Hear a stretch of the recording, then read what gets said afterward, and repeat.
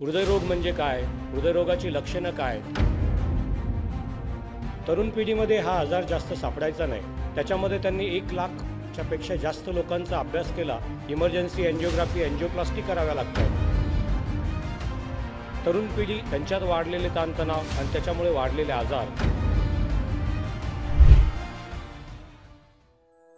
नाशिक जिल्ह्यातील वणीसारख्या छोट्या गावातून शालेय शिक्षण घेऊन व्यापारी पार्श्वभूमी असताना देखील आपल्या हुशारीच्या जोरावर विजय मेडिकल कॉलेजमध्ये MD, त्यानंतर डॉक्टर लेखा अधिक पाठक यांच्या मार्गदर्शनाखाली जे हॉस्पिटलमध्ये DM कार्डिओलॉजी ही पदवी प्राप्त करून डॉक्टर मनोज चोपडा यांनी सर्वप्रथम उत्तर महाराष्ट्रातील रुग्णांसाठी नाशिकला इंटरव्हेन्शनल कार्डिओलॉजी अर्थातच ज्यात एंजिओग्राफी, एंजिओप्लास्टी, विविध प्रोसिजर्स येतात यासारख्या सुविधा सुरू केल्या. सामाजिक उपक्रमातील त्यांचा सहभाग तसंच IMAचे अध्यक्ष म्हणून त्यांनी नुकत्याच संपन्न झालेल्या कुंभमेळ्यात केलेली उल्लेखनीय कामगिरी ही आपल्या सगळ्यांना माहिती आहे. आजच्या या चर्चासत्रामागील त्यांची भूमिका आपण त्यांच्याकडून जाणून घेऊयात. आज मॅग्नम हार्ट इन्स्टिट्यूट हे एक हॉस्पिटलच न राहता एक फार मोठा परिवार झालेला आहे. आपण हा कार्यक्रम दरवर्षी आपण घेत असतो. या कार्यक्रमाचा उद्देश एकच की आरोग्य शिक्षण, कारण की आरोग्य आणि आरोग्याबद्दलची माहिती जनरल पब्लिकपर्यंत जाणे, त्याचं त्यांनी समजून घेणे व त्याचा वापर आपण व आपल्या समाजासाठी कशा पद्धतीने करता येईल हाच हा कार्यक्रमाचा उद्देश. मागच्या 20 वर्षाच्या प्रॅक्टिसमध्ये सुरुवातीचा काळ जो काही होता त्याच्यामध्ये जे काही रुग्ण मी बघायचो ते 50-60 नंतर डायबिटीज, उच्च रक्तदाब किंवा हृदयविकाराचा झटका अशा पद्धतीचे असायचे. तरुण पिढीमध्ये हा आजार जास्त सापडायचा नाही. पण मागच्या 10 वर्षामध्ये आजाराचं स्वरूप बदललं आहे. अस्थिर आजार जास्त प्रमाणात दिसायला लागलेले आहेत. Unstable angina, non Q wave myocardial infarct, heart attack आणि प्रामुख्याने तरुण पिढी या आजारांमुळे व्यथित होते आहे. तरुण पिढी हृदयविकाराच्या झटक्याने येते. इमर्जन्सी एंजिओग्राफी, एंजिओप्लास्टी कराव्या लागतात. हा जो काही बदल मागच्या 20 वर्षामध्ये 10 वर्षामध्ये आपण बघितला, ज्याच्यामुळे तरुण पिढीमध्ये हा आजार जास्त वाढीस लागला.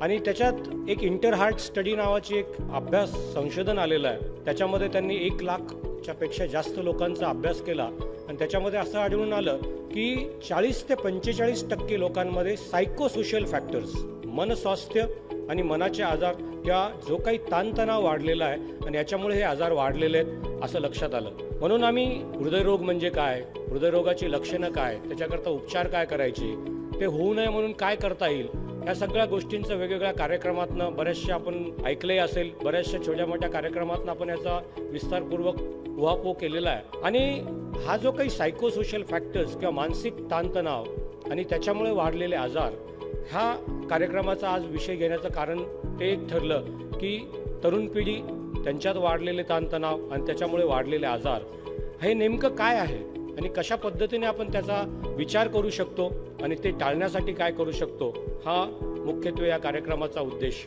माकडापासून माणूस तयार झाला, माणसाचा मेंदू मोठा झाला, माणूस जंगलात वावरू लागला, कंदमुळे खायचा, शिकार करायचा, पण जे काही ताण असायचे ते नैसर्गिक असायचे.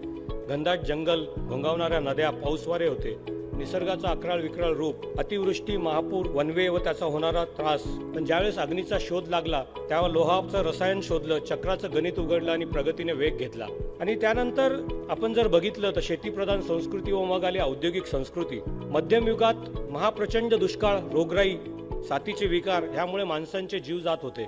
कालचक्र पुन्हा वेगाने फिरलं. औद्योगिक क्रांती, भौतिक, रासायनिक विज्ञान याने मोठी प्रगती केली. विमानाने अवकाशात झेप घेतली. संगणकाच्या मदतीने रोग निदान झालं आणि दळणवळणाची साधनं इतकी वाढली की सेकंदात आपण अमेरिकेत पोहोचू शकतो. उंच इमारती, कारखाने दर्जवू लागले, जंगलं उद्ध्वस्त झाली. पण ह्या सगळ्या गोष्टी मिळाल्यानंतर खरोखरच माणूस सुखावला का?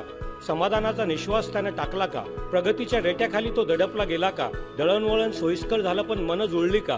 उत्पादन वाढलं पण मन शांती ढळली का? साधन संपत्ती दुणावली पण मानसिक संतुलन टळलं का? साथीचे रोग काबूत आले पण शरीर सुदृढ झालं का?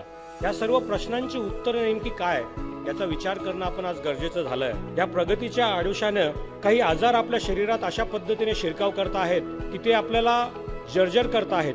तरुण पिढी त्याच्याने मृत्युमुखी पडते आहे. प्रगतिशील माणसांसाठी हा एक नवाच शत्रू तयार झालेला आहे. त्याचं नाव आहे मानसिक ताणतणाव. या स्ट्रेसच्या गिरणीमध्ये आपलं भरडलं जातं आपलं मन. त्यामुळे उद्भवणारे शारीरिक व मानसिक ताण व रोग हे छुपे यमदूत आहेत. या रोगांची नावं फार गोंडस आहेत. ही रोगं आपल्या शरीरामध्ये जर्जर करतात, व्याकुळ, दुःखी व उदासी करतात आणि स्ट्रेसने उद्भवणारे रोग आपल्याला खरं तर मानसिक पण मायावी रूप आहे शारीरिक. आणि तुम्हाला वाटलं असेल की मी काय कोड्यात बोलतोय, पण ही मानसिक ताणतणावाची गोष्ट आपण नीट समजून घेणं गरजेचं आहे. तणावमुक्त जीवन निर्माण करणे हा काही ह्या कार्यक्रमाचा उद्देश नाही, कारण तणावच जर निघून गेला तर जीवन बेसूर होईल, बेचव होईल. त्यापेक्षा तणाव कसा कमी करायचा, त्याचा उद्रेक कसा कमी करायचा आणि ह्या तणावावरती आरूढ होऊन मोठ्या मस्तीत मजेनं कसं जगता येईल हे शिकण्यासाठी हा कार्यक्रमाचा उद्देश आहे.